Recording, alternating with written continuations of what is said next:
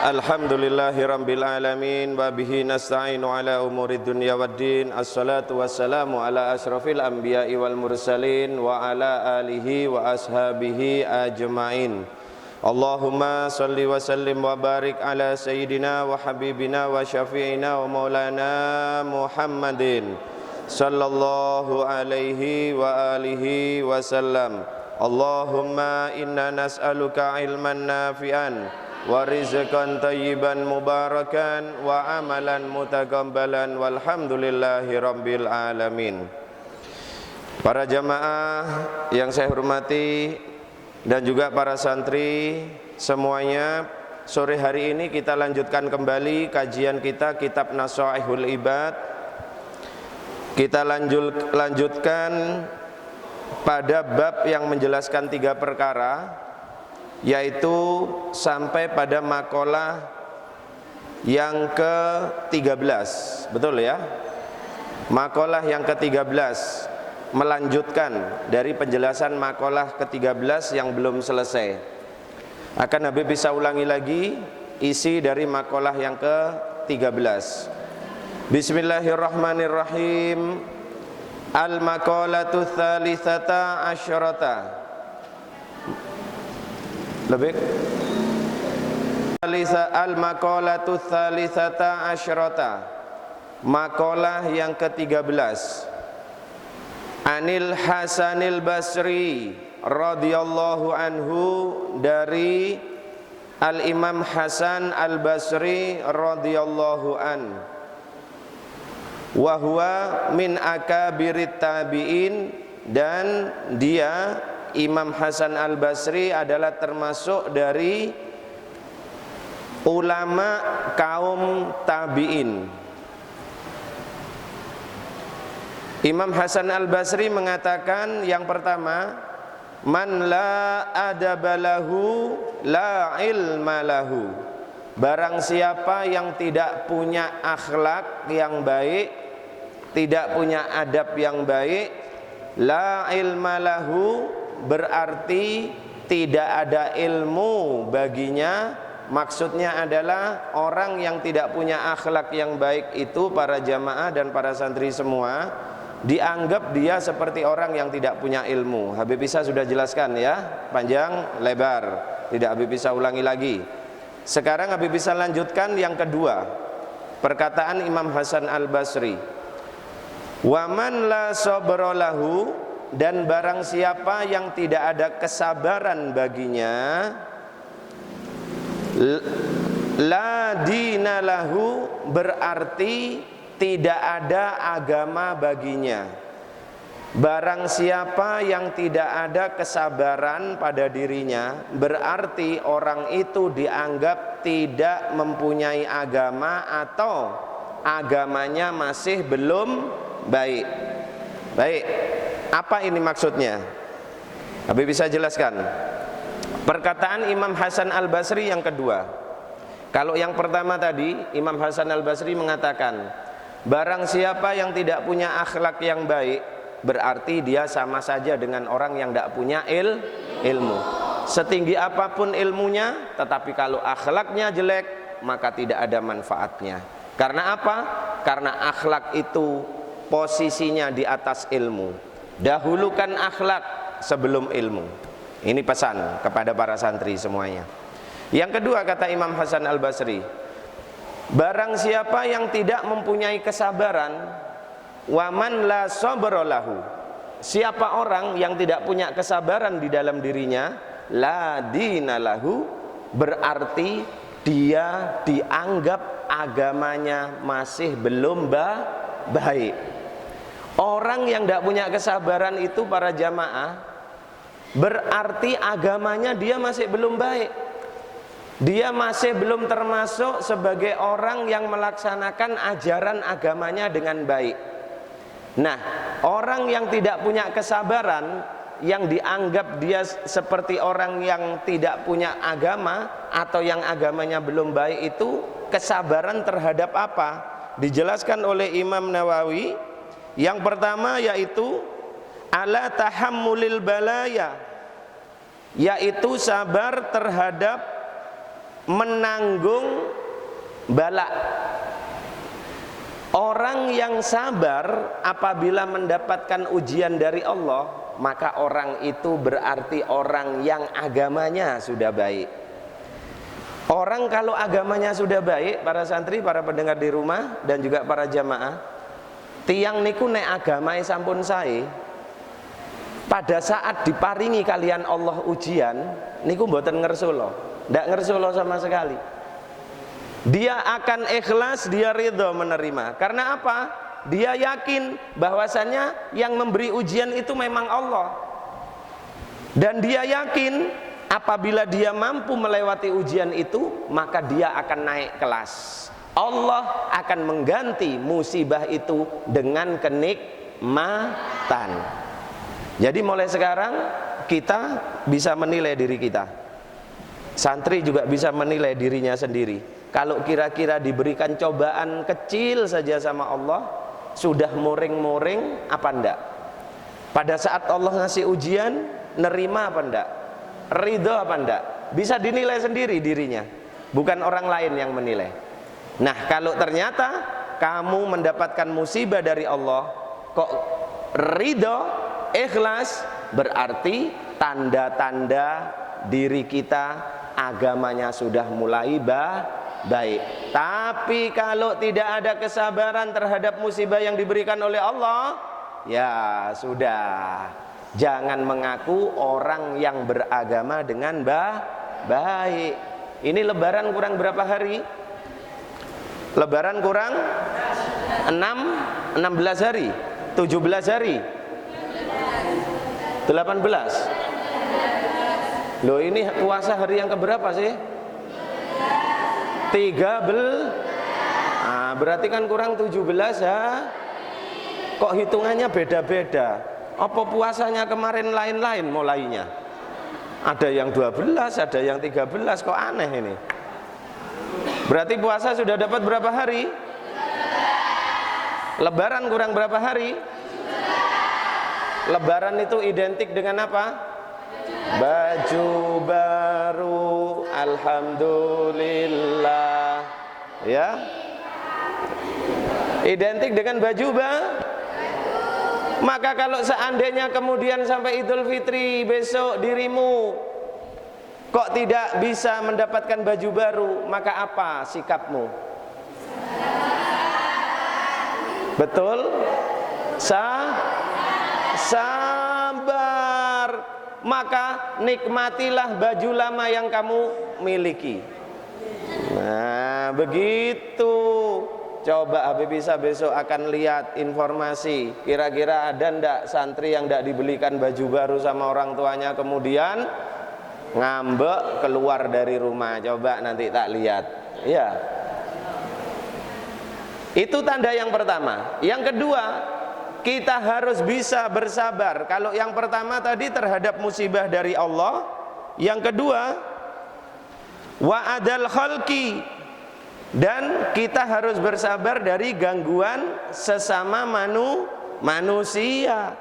Kalau kita belum bisa bersabar, kalau kita disakiti sama orang, kita belum bisa bersabar. Kok kita kepingin bales, kita dicaci orang, kita pingin bales mencaci, kita difitnah orang, kita pingin bales memfitnah, maka berarti agama kita masih belum baik. Tapi kalau kita sudah bisa menahan, sabar terhadap gangguan dari sesama manusia, dicaci maki senyumin aja, difitnah senyumin aja, ya, ditipu, dituduh sebagai penipu, sebagai pembohong, senyumin aja, senyumin aja, jangan kamu balas. Kira-kira kalau ndak balas itu rugi apa ndak? Coba Habib Isa ini tanya nih para santri kepada jamaah juga, kalau kita disakiti orang, kita ndak balas nyakiti, rugi apa enggak? Kalau kita disakiti orang, kemudian kita bisa balas nyakiti orang itu, kita dapat untung apa enggak? Nah, ya. Maka sebagai tanda baiknya agama kita, keislaman kita, yang kedua, saat kita mendapatkan perbuatan yang tidak baik dari sesama manusia, jangan pernah orang kalau didolimi itu yang menolong siapa? Kalau kamu tidak balas berarti yang akan membalas siapa? Tapi kalau kalian didolimi, kalian membalas mendolimi, hilang bantuan dari Allah. Hilang bantuan dari Allah. Kira-kira lebih menakutkan mana? Balasan dari sesama manusia atau balasan dari Allah? Sudah. Kalau sudah seperti itu, enak kan hidup ini? Itu tanda agama kita sudah mulai baik, Islamnya kita sudah mulai baik. Yang keempat, kata Imam An-Nawawi, Masya Allah. Yang ketiga, wah ini santri banat nih nyimak, santri baninnya ndak nyimak sama sekali, ndak ada yang protes ya. Jadi kalau orang sholat tadi itu imamnya salah, ndak ada yang ngomong subhanallah, hanya banat tok ini ya, luar biasa. Yang ketiga, kata Imam Nawawi, yang dimaksud sabar yaitu wa ala musyaqqati ijtinabil ma'asi, sabar atas kesulitan meninggalkan atau menjauhi kemaksiatan. Meninggalkan kemaksiatan itu butuh sabar apa enggak para jamaah, para santri semuanya?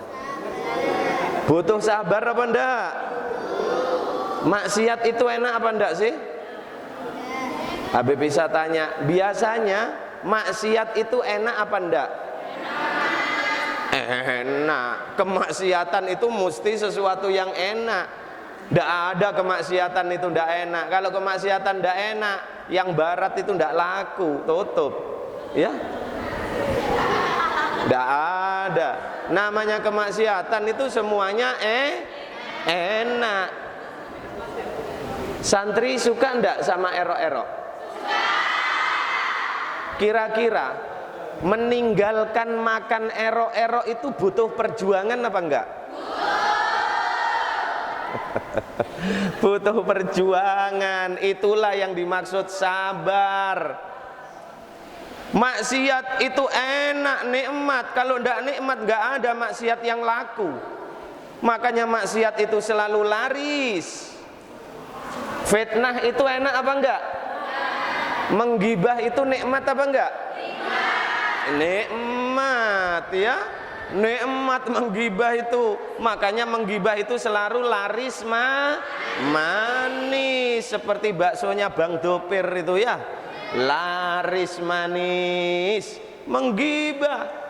Maka meninggalkan yang manis-manis itu, yang nikmat-nikmat itu butuh perjuangan.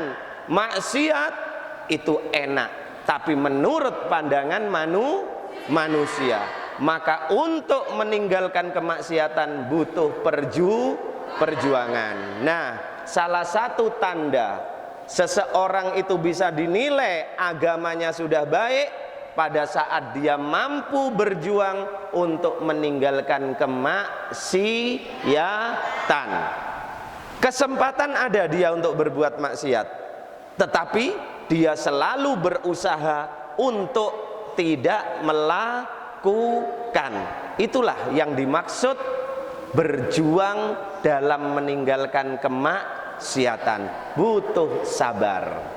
Dan yang keempat, kata Imam An-Nawawi, yang dimaksud kesabaran di sini adalah wa ala adail faraid, dan sabar terhadap melaksanakan perintah-perintah yang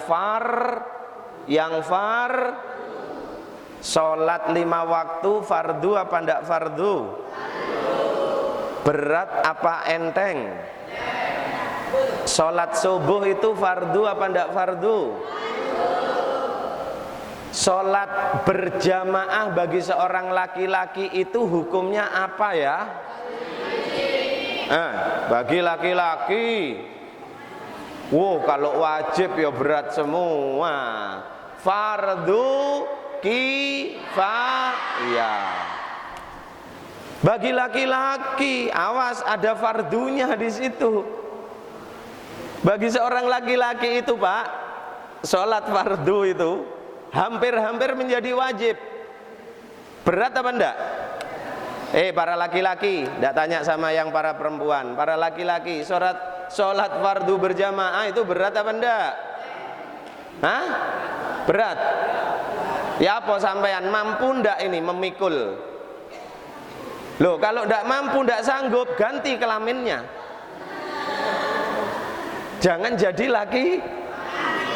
Loh, saya tanya ini, Habib bisa tanya ini sama santri. Sholat fardu berjamaah bagi seorang laki-laki itu hukumnya hampir mendekati wajib. Berat apa enggak? Sanggup apa enggak kalian? Bapak-bapak jamaah, siapa yang enggak sanggup? Angkat tangan. Tak usulkan ganti jenis kelamin. Ya, loh kalau mau hukumnya tidak hampir mendekati wajib, ya panjenengan jadilah sebagai perempuan. Loh, itu memang hukum. Nah, makanya melaksanakan yang fardu ini berat. Makanya butuh kesabaran. Makanya orang akan bisa dinilai agamanya baik atau belum baik, salah satunya bisa dilihat saat dia melaksanakan yang fardu. Puasa Ramadan fardu apa enggak fardu? Ringan apa berat? Maka kalau orang yang memang ingin agamanya baik, maka pasti dia akan melawan rasa haus, melawan rasa lapar untuk melaksanakan ibadah puasa Ramadan. Nah, ini para jamaah. Jadi kalau kita ingin agama kita dinilai baik, maka harus ada sikap sabar dalam diri kita. Yang pertama, sabar terhadap musibah dari Allah. Yang kedua, sabar terhadap gangguan dari sesama. Yang ketiga, sabar dalam berusaha menjauhi Yang keempat, sabar terhadap melaksanakan perintah-perintah yang fardu. Yang ketiga, kata Imam Hasan Al-Basri, pesan beliau. Yang ketiga toh? Loh, yang kelima, tidak ada yang kelima. Tadi 4 itu jenis kesabaran yang dimaksud. Nah, kitabnya tuh dibaca. Jadi yang 4 macam tadi adalah 4 macam jenis kesabaran. Nah, sekarang pesan Imam Hasan Al-Basri yang ketiga. Wa man la wara'a lahu, dan barang siapa yang tidak punya sifat wara' dalam dirinya, la zulfalahu, berarti dia tidak punya pangkat atau dia tidak punya kedekatan kepada Allah Subhanahu wa ta'ala. Para jamaah, kita harus mempunyai sifat waro'. Waro' itu apa? Hati-hati, hati-hati. Hati-hati nopo? Hati-hati terhadap barang yang haram, terhadap barang yang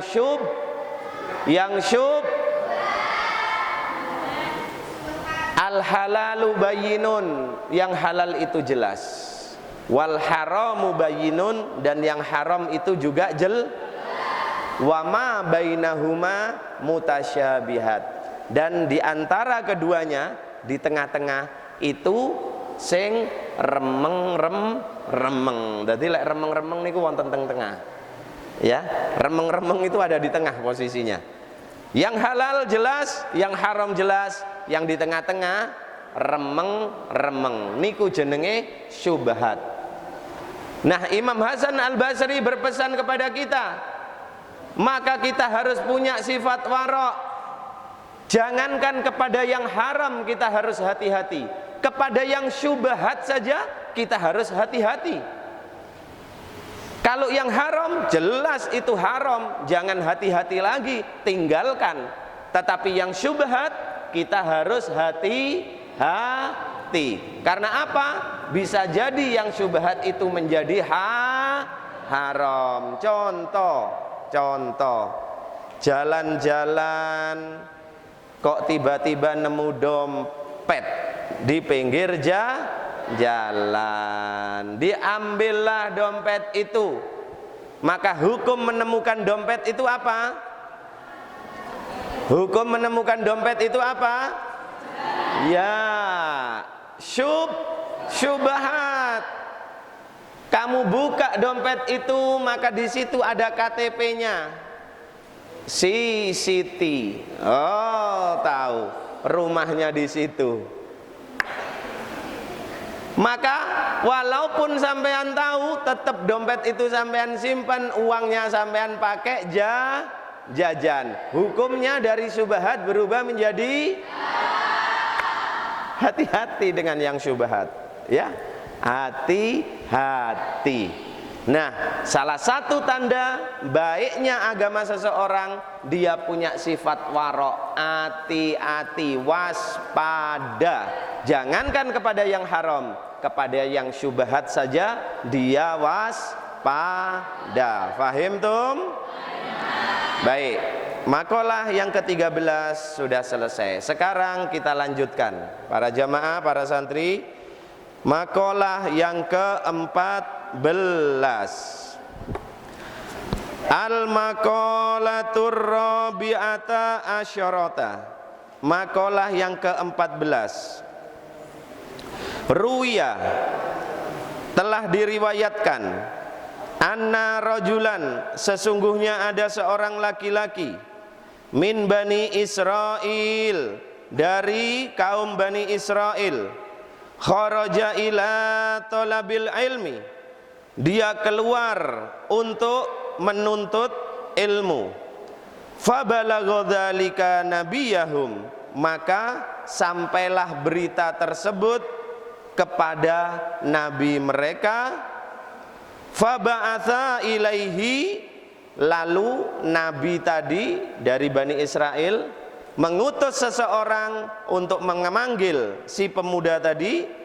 Fa'atahu, lalu pemuda tadi menghadap kepada nabinya. Maksudnya begini, makalah yang ke-14 diriwayatkan bahwasannya dahulu di zaman Bani Israel ada seorang pemuda.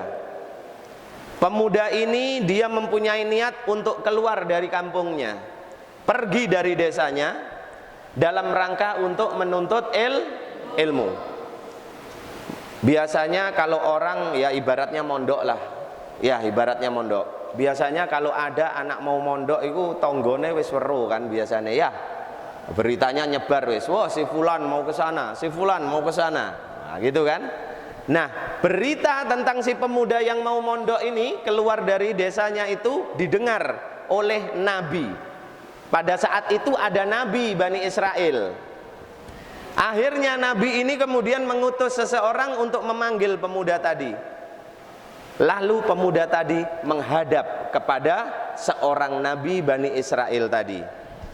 Setelah pemuda tadi menghadap, maka kemudian faqala, nabi Bani Israel tadi berkata kepada pemuda tadi, ya fatah, wahai pemuda. Kata siapa ini? Kata nabi Bani kepada seorang pemuda yang punya niat keluar dari desanya, bukan punya niat nuntut ilmu saja, keluar dari desanya, pergi dari desanya untuk menuntut ilmu. Maka nabi Bani Israel tadi berkata, ya fatah, wahai pemuda, inni u'iduka bithalati hisalin, sesungguhnya aku akan memberikan nasihat kepada dirimu tentang 3 perkara. Fiha ilmun, di dalamnya terdapat ilmu, al awwalina wal akhirin, yaitu ilmunya orang-orang yang terdahulu dan ilmunya orang-orang yang akan datang. Wahai pemuda, kata Nabi, sebelum kamu berangkat untuk menuntut ilmu, sebelum kamu berangkat mondok ke tempat yang jauh, ingat, aku berpesan tentang 3 hal.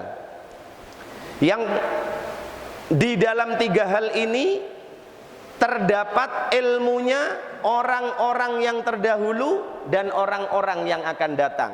Maksudnya ilmunya nabi-nabi yang terdahulu dan ilmunya nabi-nabi yang akan datang, termasuk baginda Nabi Muhammad sallallahu alaihi wasallam. Jadi maksudnya Nabi Bani Israel ini begini, jelasnya kersane paham. Sakderenge pemuda itu tadi dia pergi untuk menuntut ilmu, maka diberikan bekal dulu oleh nabinya.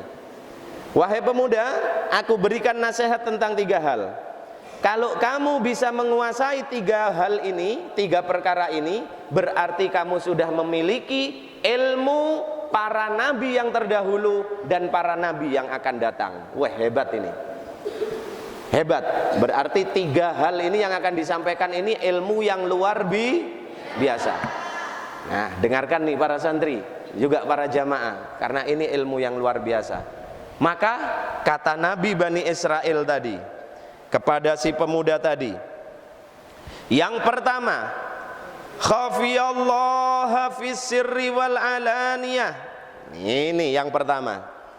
Takutlah kamu kepada Allah fis sirri, di dalam keadaan sendiri, rahasia, wal alaniyah, maupun kamu dalam keadaan ramai. Takutlah kepada Allah baik kamu saat sendirian, saat tidak ada orang yang tahu, maupun pada saat kamu sedang bersama-sama dalam keadaan ramai. Selalulah takut kepada Allah. Nah, para jamaah, Sayyidina Ali bin Abi Thalib menjelaskan, yang dimaksud takut di sini adalah at-taqwa. Maka Imam Ali bin Abi Thalib pada saat menjelaskan tentang ma huwa taqwa, apa itu takwa, salah satu penjelasan beliau adalah al khaufu minal jalil, yaitu rasa takut kepada Allah Rabbul Jalil. Para jamaah, takut wedi teng Gusti Allah niku kira-kira takut kepada Allah, kira-kira itu lebih gampang pada saat sendirian atau pada saat rame-rame? Rasa takut kepada Allah itu loh, lebih gampang pada saat sendirian atau saat rame-rame? Kalau saat sendirian,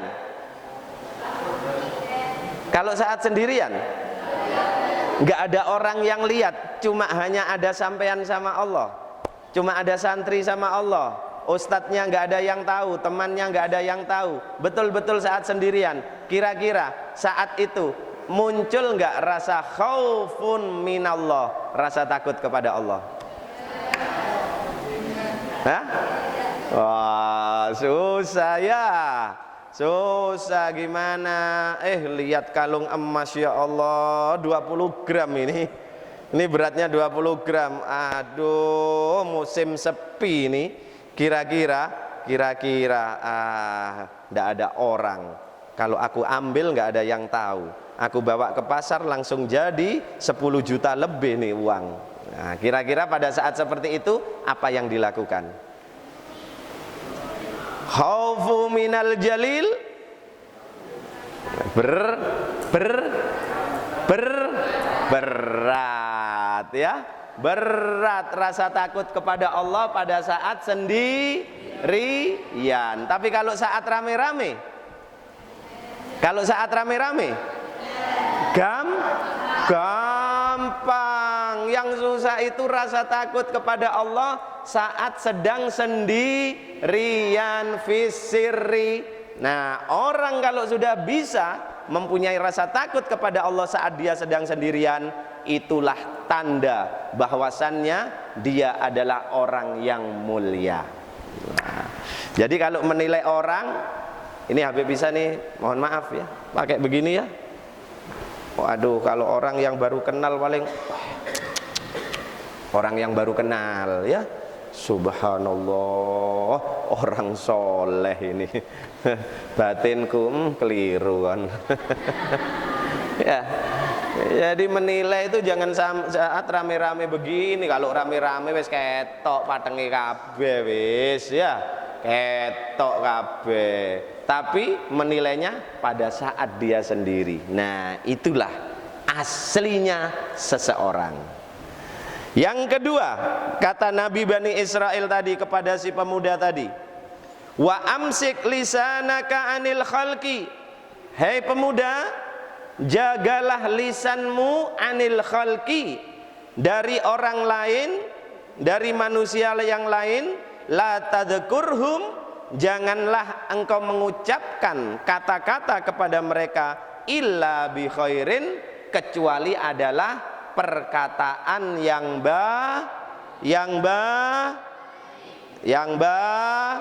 baik. Kok nggak ada yang jawab ya? Udah lemes lah ini.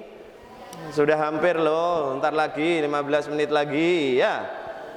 Pesan yang kedua Nabi Bani Israel tadi, hei pemuda, sebelum engkau keluar dari desa ini untuk menuntut ilmu, perhatikanmu, jangan sampai engkau mengucapkan perkataan kepada orang lain kecuali perkataan yang baik. Jangan sampai engkau mengucapkan kalimat-kalimat ke orang lain itu kalimat-kalimat yang jelek, kalimat-kalimat yang menyakitkan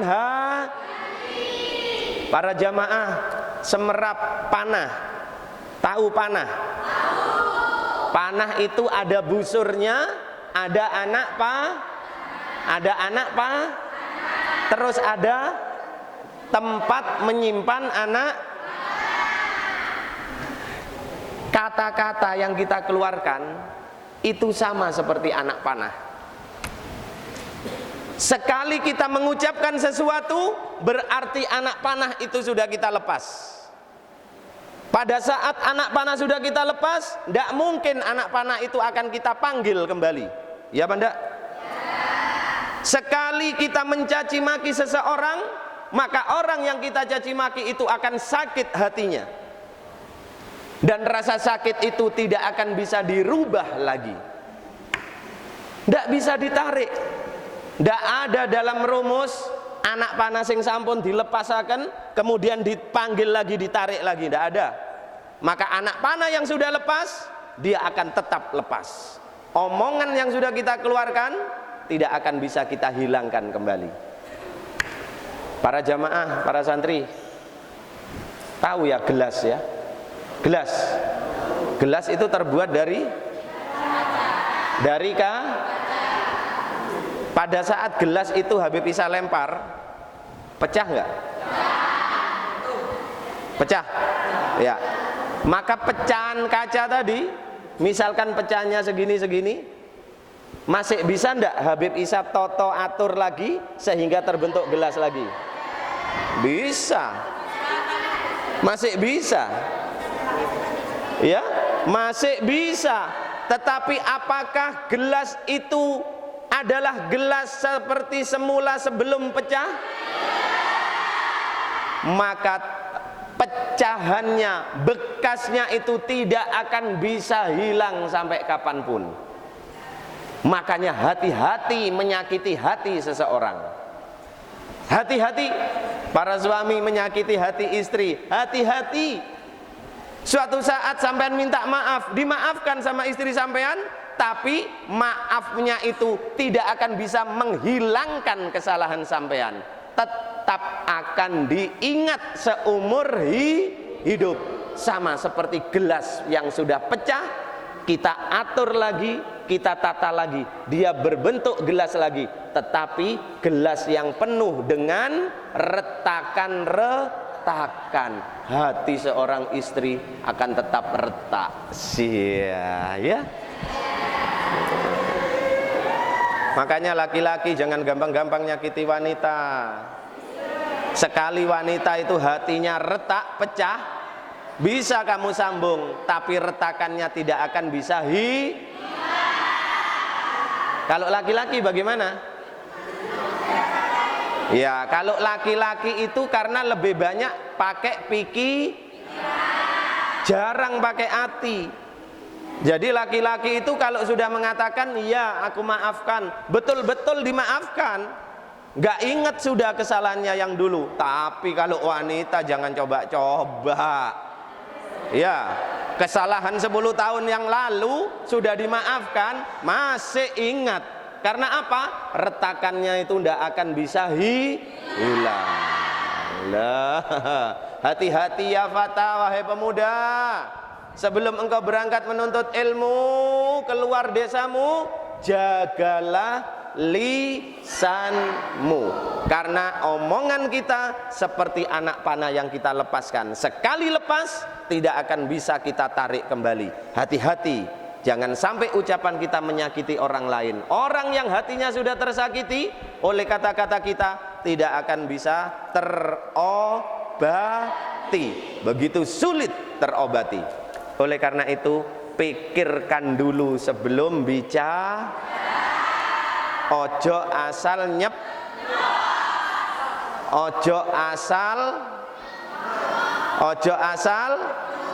asal bunyi. Jangan asal bunyi ya. Dipikir dulu sebelum mengatakan sesuatu. Dan yang ketiga, kata Nabi tadi kepada pemuda, wandur hubzaka, dan perhatikan. Hubza itu arti aslinya adalah roti, tetapi di sini diartikan makanan. Wandur hubzaka, dan perhatikan makananmu, alladzi ta'kuluhu, yang kamu makan wahai pemuda, hatta yakuna minal halal, sehingga kamu betul-betul yakin makananmu itu adalah makanan yang halal. Hati-hati hai pemuda, sebelum kau berangkat menuntut ilmu, perhatikan makananmu. Jangan sampai engkau makan makanan yang haram. Pastikan betul makananmu itu makanan Para jamaah, para santri, Habib Isa tidak pernah bosan-bosan untuk selalu menyampaikan, mendakwakan tentang makanan yang kita makan. Satu daging, kata baginda Nabi, tumbuh di tubuh kita dari makanan yang haram, maka orang yang seperti itu lebih pantas menjadi penghuni neraka. Saya tidak akan pernah bosan-bosan para jamaah, para santri, demi menyelamatkan kita semuanya. Jangan pernah memakan makanan yang haram sedikit pun. Apalagi makanan yang haram itu Anda berikan kepada anak Anda yang sedang menuntut ilmu. Na'udzubillah min dzalik. Jangan pernah berikan uang saku kepada anak-anak sampean yang sedang menuntut ilmu dari uang hasil yang haram. Makanya tidak kaget begitu sulit ada santri yang menerima ilmu agama. Karena apa? Karena ternyata orang tuanya lah yang menjadi penyebab. Makanan yang dikirimkan, uang yang dikirimkan, semuanya berasal dari pekerjaan yang haram. Hati-hati, kata baginda Nabi, ada satu potong daging saja yang tumbuh di tubuh kita dari makanan yang haram, maka layak neraka menjadi tempatnya, kata baginda Nabi. Para jamaah, tidak takutkah kita kepada ancaman makanan yang haram? Makanan yang haram itu paling tidak yang pertama menyebabkan doa kita tidak akan diterima oleh Allah Subhanahu wa taala. Ibadah kita 40 hari tidak akan diterima oleh Allah sekali kita makan makanan haram. Hati-hati betul. Apa yang mau kita kejar dari harta yang haram? Lebih baik kita takut kaya dari yang haram dibandingkan kita takut miskin dari yang halal. Enggak apa-apa kita miskin, asalkan yang kita makan itu betul-betul halal semuanya. Jangan pernah bangga menjadi seorang saudagar tetapi semua harta yang Anda miliki dari yang haram. Na'udzubillah min dzalik. Ibadahnya 40 hari tidak akan diterima. Yang ketiga, makanan haram akan menyebabkan hati ini menjadi gelap, susah menerima nasihat. Yang keempat, makanan yang haram akan menyebabkan pikiran menjadi gelap sehingga tidak akan mudah menerima ilmu agama. Dan kata baginda Nabi, orang yang makan haram, nerakalah paling layak tempatnya. Nah, para jamaah, setelah pemuda ini menerima 3 nasihat dari nabinya tadi, famtana'a, maka mengurungkan niatnya untuk mondok mencari ilmu keluar kota. Tidak jadi. Karena apa? Karena menurut pemuda ini, ternyata di desaku sudah ada ulama yang hebat, sudah ada nabi, ngapain mau cari ke tempat lain? Sudah ada nabi.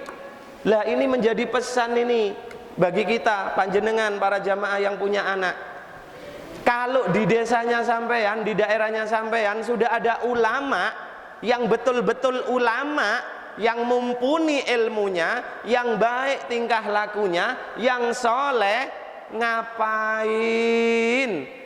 Untuk apa kemudian mencari ilmu sampai ke tempat yang jauh? Ini menjadi menjadi satu petunjuk. Jadi kalau di daerahnya sampean sudah ada ulama yang betul-betul ulama yang mumpuni ilmunya, sudah pondokkan di ulama itu, gitu loh. Nggak usah jauh-jauh. Apa yang mau dicari? Kecuali di daerah sampean memang tidak ada satupun ulama yang memenuhi syarat. Ilmunya gak pati api, gak pati dukur, tingkah lakunya yo gak pati api, ya.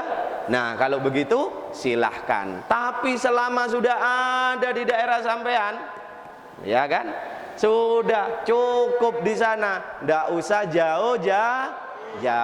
Ini pesan yang terkandung di dalam makalah yang ke-14. Mudah-mudahan manfaat. Wallahu a'lam bissawab. Ila hadrati sayyidina wa habibina syafi'ina wa maulana Muhammad sallallahu alaihi wa alihi wasallam, wa ila arwahi ahli baiti wa azwaji wa dzurriyyati wa ashabi wa ansari ridwanallahu alaihim ajma'in bi barakatil Fatihah.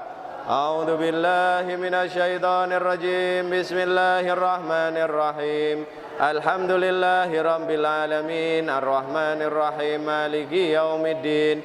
Iyyaka na'budu wa iyyaka nasta'in, ihdinas siratal mustaqim, siratal ladzina an'amta 'alaihim ghairil maghdubi 'alaihim wa khususan man